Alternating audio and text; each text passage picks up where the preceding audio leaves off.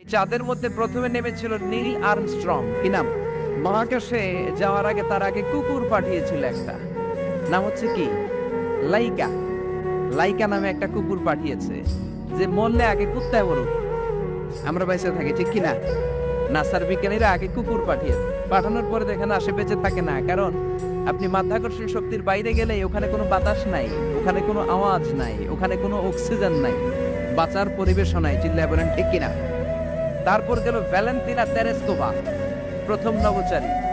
এদের সাহসের এই ধারাবাহিকতায় 1969-এ অ্যাপোলো 11 নামে একটা স্পেস শাটল দিয়ে নাসার সেই স্টেশন থেকে নীল আর্মস্ট্রং, এডউইন অলড্রিন আর মাইকেল কলিন্স তিন বন্ধু মিলে একটা স্পেস শাটল দিয়ে চলে গেল চাঁদে।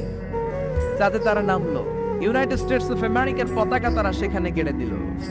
নীল আর্মস্ট্রং খেয়াল করে দেখে চাঁদের এই মাথা থেকে ওই মাথার মাঝখানটাতে ফাটা। ফাটিয়েছে কে? চিল্লায় বলেন কে? সে পরবর্তীতে পৃথিবীতে এসে বিশ্বনবীর বায়োগ্রাফি পড়ে জানতে পেরেছে এটা বিশ্বনবী আঙ্গুলের ইশারায় ফাটিয়েছিলেন। পড়েন আল্লাহু আকবার। বিশ্বনবী আঙ্গুলের ইশারায় চাঁদকে দুভাগ করেছিলেন। মক্কার কুরাইশরা এসে বলল, আব্দুল্লাহর বেটা মুহাম্মদ, তুমি যদি আকাশের পূর্ণিমার জলজলে চাঁদকে দুই ভাগ করে দেখাতে পারো তাহলে বিশ্বাস করব যে তুমি নবী, আর যদি দেখাতে না পারো তাহলে তুমি নবী নও।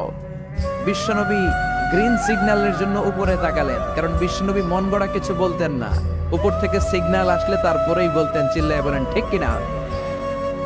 বিশ্বনবী গ্রিন সিগন্যাল পেলেন, বিশ্বনবী বললেন অবশ্যই আমি দেখাতে পারবো। শাহাদাত আঙ্গুলি বলি আমরা এটাকে, কিন্তু আরবিতে এটাকে বলা হয় সাব্বাবা। এই সাব্বাবা তুলে উনি বিসমিল্লাহি আল্লাহু আকবার এরকম করলেন, পূর্ণিমার চাঁদটাকে ফেটে দুই ভাগ করে দিল কে? একটা চলে গেল জাবালে আবু কুবাইস, সাফা পাহাড়ের উপরে যে অংশটা, জাবালে আবু কুবাইস আউয়ালু জাবাল ফিল আলাম, পৃথিবীর প্রথম পাহাড়। চাঁদের এক খণ্ড চলে গেল আবু কুবাইসে, আরেক খণ্ড চলে গেল জাবাল কাআনের ভেতরে।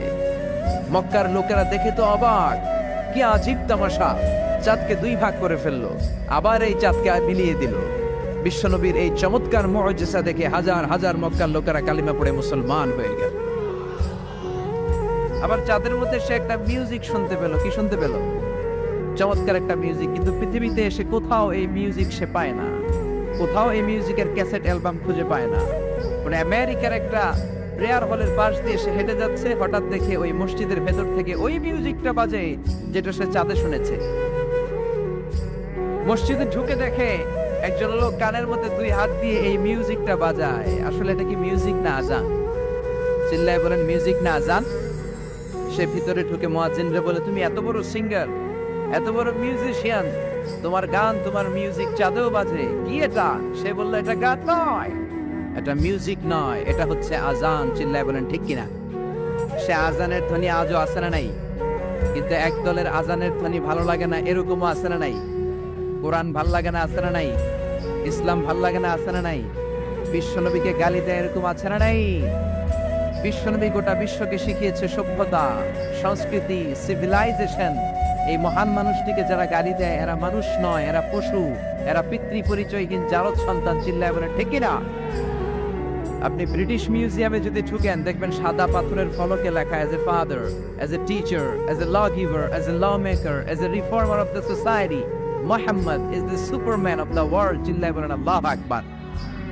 স্বামী হিসেবে, পিতা হিসেবে, নেতা হিসেবে, সমাজ সংস্কারক হিসেবে মুহাম্মদ হচ্ছে পৃথিবীর একজন সুপারম্যান। এজন্য বিশ্বনবীকে যারা গালি দেয় এরা মানুষের কাতারে পড়তে পারে না। চিল্লায় বলেন ঠিক কিনা?